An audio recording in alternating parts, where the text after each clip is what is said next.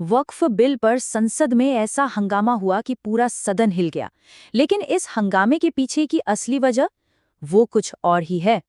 आपको ये कभी नहीं बताया गया कि संसद की दीवारों के अंदर असल में चल क्या रहा है, और सच इतना बड़ा है कि सुनकर सब हैरान रह जाएंगे। संसद के अंदर विपक्ष की आवाजें गूंज रही थी। उनका सीधा आरोप था कि ये बिल संविधान पर हमला है, ये धर्मनिरपेक्षता के मूल सिद्धांतों के ही खिलाफ है। और बस इसी बात पर बहस इतनी बढ़ गई कि पूरे सदन में हंगामा मच गया। ये कोई मामूली बहस नहीं थी, ये एक बड़ा टकराव था। तो चलिए इस पूरे बवाल की तह तक चलते हैं। ये कहानी है एक ऐसे कानून की जिसने देश की सियासत में मानो भूचाल ला दिया है। वक्फ संशोधन कानून 2025 पास तो हो गया, लेकिन जरा इन आंकड़ों पर नजर डालिए। 288 वोट्स पक्ष में और 232 विपक्ष में। ये नंबर साफ साफ दिखाते हैं कि संसद इस मुद्दे पर कितनी जबरदस्त तरीके से बटी हुई थी। तो सवाल ये है कि आखिर ये वक्फ है क्या जिस पर इतना बड़ा विवाद छिड़ा है। इसे समझने के लिए हमें इसकी जड़ तक जाना होगा, क्योंकि ये मामला सिर्फ जमीन का नहीं है, इससे कहीं ज्यादा गहरा है। चलिए एकदम आसान भाषा में समझते हैं।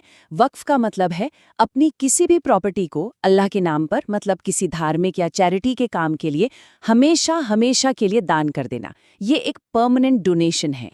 और अब देखिए वो आंकड़ा जो इस मुद्दे को इतना बड़ा बना देता है। पूरे भारत में वक्फ बोर्ड के पास करीब 9.4 लाख एकड़ की संपत्ति है।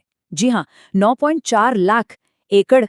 अब शायद अंदाजा लग रहा होगा कि ये विवाद इतना गंभीर क्यों है। तो इतनी विशाल संपत्ति को लेकर सरकार को आखिर नया कानून लाने की जरूरत क्यों पड़ी? चलिए पहले सरकार का नजरिया समझते हैं।